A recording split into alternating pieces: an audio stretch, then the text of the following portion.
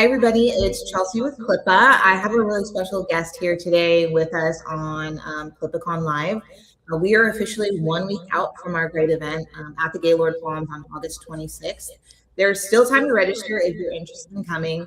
But what I want to talk about is all the great, not only speakers that we're going to have, but awesome vendors too. Today, I have the lovely Lindsay with us from Christmas Colors. Hi, Lindsay. Hi, thank you so much for having me on today. I'm excited. Yeah, thank you so much. I'm really excited to work with you guys. I will have you just give us a little summary of Christmas callers, what you do, and how you can help people. And then I have a bunch of questions for you. Sure, no problem. Well, basically, we got started, I guess you could say accidentally, accidentally on purpose. I was at a Red Slate Workshop event in February. They're talking about business automations. That's what we were basically started out as a company helping businesses streamline operations. And I just kept hearing her talk about the cold calls and the cold calls and the cold calls. And I had 20 years of working in the car business. I managed and started call centers all my time throughout my time in the car business. And it was just kind of this little nudge, like, maybe you could help with this because it seems like this is a really important part of the process. And, I pulled Stacy aside and asked her thoughts. She's like, yes, do it. You know how she is. And so I'm like, okay. So I started with a couple beta clients just to see how it would work. And it was amazing. And it really, from a logistic perspective, thankfully, we were the automation company. So that part was like, got together quickly.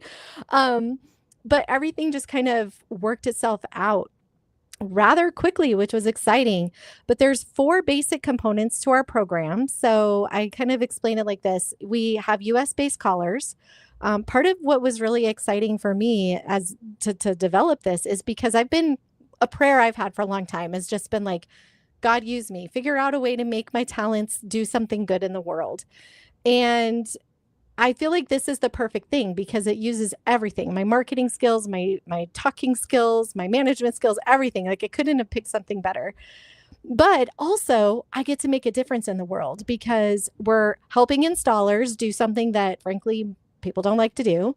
It's also very time consuming, but we're also blessing people here in the States that need flexible jobs and a work from home opportunity, especially where I live. I live up here in North Idaho. So Okay. way at the top by Canada, and it's very rural, lots of homesteaders, and just there's a lot of job opportunities for men, but not a lot for women. So I thought, oh my gosh, this is going to be great.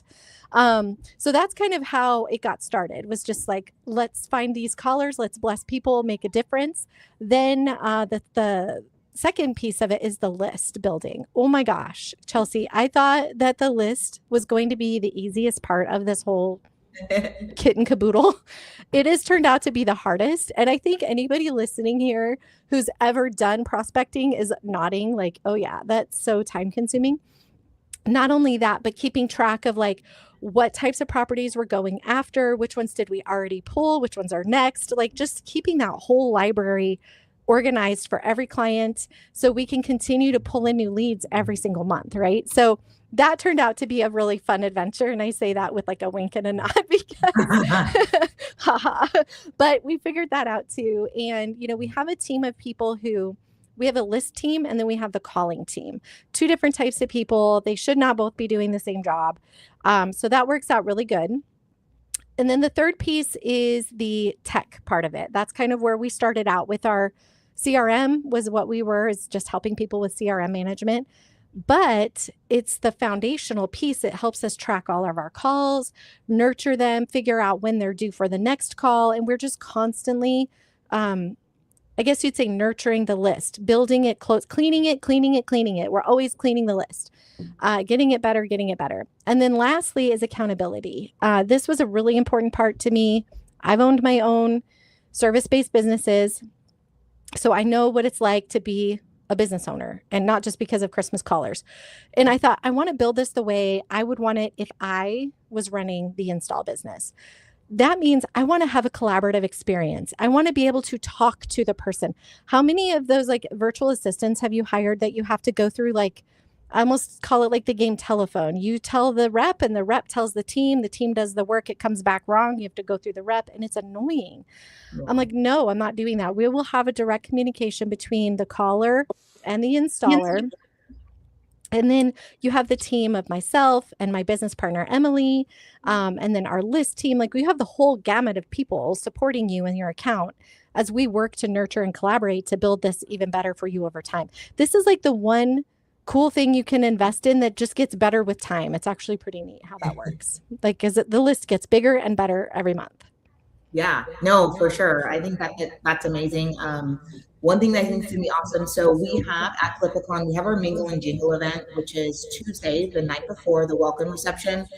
You guys will come, everyone will come get registered, and then we're gonna have food and drinks, and then we're gonna do speed dating basically when it comes to Christmas. And so I will have you and Emily at my table. It'll be a commercial roundtable, and I think that it'll go in perfect with that, because not only are we going to talk about like how to get these jobs, like how can you be more efficient with your time, when should you be calling, how should you be doing this, but it'll segue into commercial boot camp that I'm doing at FlipAcon, and I scare a lot of people when it comes to cold calling. Because I'm like, hey, you got to get on the phone. And they're like, I don't want to pick up that 10,000-pound phone. And I'm like, for me, I'm like, I can be whoever I want on the phone. I can sound like whoever I want. You know, the worst someone can tell me is to like screw off. Okay, I call the next. But I understand a lot of people have a lot of fear around that. And like you were saying too, they could just be busy. Mm-hmm. So it's great to have a service like that you guys offer, where you understand what they're looking for. You just kind of fill that gap. And another thing that's great is that your services are really valuable year round. I always tell everyone, it's a good time to be calling on commercial. I say every day, Monday through Friday, you should be calling on commercial, trying to get appointments, because that sales cycle is a lot longer with those commercial clients. And the people I'm talking to today, they may not buy for a year or two, but they're going to remember. You know, like recently in the last week or two, I've had people that we bid on stuff 2 years ago, and they're like, hey, can you send us another bid?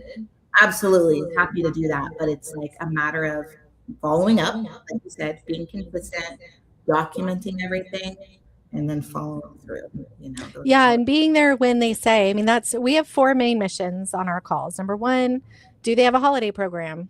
Obviously, we need to know that. Number 2, am I talking to the right person that makes the decisions? And number 3, when do they go to bid? Obviously, we want to be there at the right time, but we also want to try to get in front of them, even if it's not the time. But that is an important concept to find out. And then number 4 is to book the appointment. And the last 2 sort of go together, because sometimes people they'll say, oh, well, we're in a contract now, but call me in February. So guess what we do? We call them in February, you know. And that's the part, Chelsea, I was thinking, you know, a lot of installers, holiday lighting installers, have year-round businesses. So when they need to be calling for commercial Christmas is when they're busy with landscaping or, you know, pressure washing or whatever it is that's got their attention. They're not going to remember to make that call in February. So that's the beauty of having somebody whose literal only job is to babysit and nurture these opportunities. Yeah, for sure.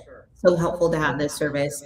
I'm really excited just to be able to place people in your hands and say, now I have a resource for you. You have no excuse. And a lot of people are afraid. They're like, I'm afraid to sell commercial. I'm like, why? It's someone else's budget, someone else's money. They just need to find the most qualified vendor that can follow through with that installation process. You know, so it's not as scary as people think it is. But I do know it moves quick. We're right now in the process of having so many bids out and stuff coming back that I'm like, okay, FlipAcon is going to be a crazy week, because basically we come back and we start our install season. Wow. Well, and something else I've noticed too is I've been talking to installers like all over the country. They're at different levels. You know, some of them are just now starting to get into commercial, or they've picked up a couple accidentally, like, you know, they got a phone call. It could be a Chick-fil-A. It could be, you know, an HOA or something like that. And then what's cool is Christmas callers can help them get their feet in the door with more of those. I call them small jobs. They're small when you compare it to like an arena or a sports complex or something like that. But we're also in a position because we can start there, nurture, and we're always bringing in new leads. So eventually we start bringing in those ones, like starting in Q1 when those huge companies are making their big decisions. It gives you that flight path, you know, that runway. Yeah. When you have a big job like that and you could work with somebody like yourself, I'm talking to the installers, like they could work with you. We can help them get that opportunity they can work with you to get the bid, to execute, to do all the things that they need to do and have that runway with plenty of time to be able to make it happen. So there's so much support in the industry. There's really no reason not to go for it. Yeah, for sure. There's a lot of support. It's a lot of fun, and it's also the craziest time. I would say, like, it's about to get so crazy that usually it's like a blur from the end of September to probably January, and when we're like, what just happened? We don't know. We just Christmas magic, and and now it's time to do it all over again. You know? And I know for us too, like you said, the prospecting and building the list. We're constantly building our list all year long. So we have a list of places, really ideally from December 15th through the new year, of all the places we need to go see, we need to go visit. Because when we're calling, when we're building those lists, when we're building that pipeline or following up with info, this is what we saw, we went here, we're familiar with your property. All of that stuff is important if you're continuing to follow up. You know, and that makes your guys' job too.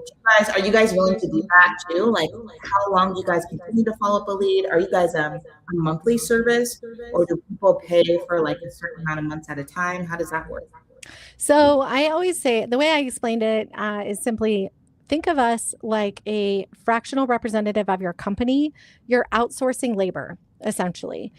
Think of us like a virtual assistant type of service. You're hiring an admin, right? Except we're doing only income producing activities. Like, we're not just cleaning your inbox and helping you organize things. We're literally working towards making you big dollars. And that's like the best type of outsourcing you can do. So we just have a flat fee. I priced it at a price point that I think from a yearly perspective, because I learned really quick in this industry, most lighting installers plan their year right in January. They've made their Christmas money, and it's like budgeting. So if you figure, a $30,000 is about an average project quote, right? Like 15 to 50,000 for an average commercial project. Well, you will pay, Christmas colors will pay for itself in a year with that. And not only that, but you get the return because you get the person who signs up for 3 years with you, right? So you get that first bid, you win that bid, and then you have them on a contract for 3 years. So it's compounding return on investment. But what I was going to say is we only lock you in with a 6-month contract to start. And I do that just to kind of weed out tire kickers, so to speak, or people who are looking. See, the challenge is a lot of times people think of us like a marketing company, where if you're running ads, if I'm going to run Facebook ads for you, I can pretty much guarantee results within a certain amount of time with residential, right? Everybody in this industry already kind of has that piece figured out. Commercial is a whole different ballgame. It's interesting because, for example, people at the venues, they're very busy and they're very forgetful. We have had it where I literally had a caller 2 weeks ago have a conversation with somebody at a venue while she was on the phone, sent over the client's lookbook, talked about it. Lady's like, this is great. I'm taking it to my boss. Everything was wonderful. Jessica, the caller, was like, okay, great. I will call you back next week and I'll check in with you. She called her back next week and the lady had no recollection of the conversation. That is just a testament to me because we're dealing with people who are busy. Christmas is just something to do. It's like they got to get it done. It's not necessarily part of their everyday job. It's on top of their everyday job. So that is why just having these, like, following up, reminding them, nurturing them. I can't use that word nurture enough. Like, the whole thing is about nurturing them to a yes. Because if it's not a yes today, it could be a yes. As long as they have a holiday program, in our opinion, that's a win. That's somebody we're going to keep in the pipeline. The only ones that get moved over to dead leads are people who say, no, like, we don't do that. Or, for example, property management companies. Let's talk about them, for example. You're already like, oh, yes. Because when you're talking about, like, say, a shopping center, we don't know exactly who's doing the Christmas program for them. It could be a facilities person that is hired by the mall manager. Could be the same company that does the leasing. Some of it is a fishing expedition, I'll be honest. We do our best to get the name and the contact number of who's most likely in charge. But then as we make our call, that's our second. We're always like cleaning the data, getting closer and closer to that person. But there are sometimes we talk to property management companies that just only do leasing. They don't even want to talk to us about it. So we move them to dead leads and then we go back and we look for like another angle, or specifically maybe property management companies that deal with facilities, because there's two different kinds. So Yeah. that's part of the process, is just getting in the weeds and figuring all that out. Definitely. I know, and that's always the hardest is like, who's the decision maker? Just because the person who answered the phone didn't have a great tone or wasn't happy, she told me they're not interested, but are they really? Should it be admin? Or sometimes I need to really have that gatekeeper on my side to get to who I need to talk to, because sometimes that gatekeeper may have some influence, you know? Mm-hmm. But one thing that's great too is that everybody loves Christmas. Even if you don't celebrate Christmas, you love talking about Christmas. And if you're not in charge of the program, you want to be. You know, that's my experience. Is it's really fun and lighthearted, and if you can make it easier for somebody to get the quote or get the information that they need to put together a program, I think that you're just eliminating something for people, and like you said, making it easier for them to say yes. That's the ultimate Mm-hmm. goal.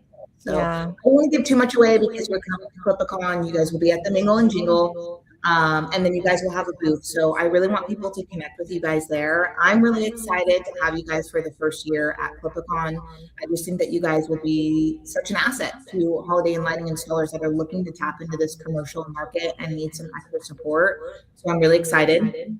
ClippaCon is taking place next Wednesday at the Gaylord Palms in Kissimmee, Florida. So really excited for that. It's a full day. So we are going to start opening ceremonies at 8:30 a.m. We will have 2 classrooms going throughout the day. We'll wrap up with our industry leader panel around 5:36, and then we have an offsite social event happening at Tom's Watch Bar that will have all of our vendors, all of our speakers and attendees at, which will be a lot of fun because, as we know, the real magic happens once you leave the event, when you're talking after hours and you really get to connect with that speaker, that vendor, or that other installer that you really want to talk to so they can share their experience. So excited to make that magic happen and see what we can do. If you're still looking to come to ClippaCon, there is still time to register.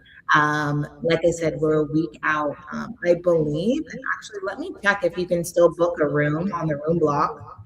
Because if you're not local to Florida and you want to stay at the Gaylord, it looks like, sorry, I'm going to check right now just so I can see. And I will drop that link in here too.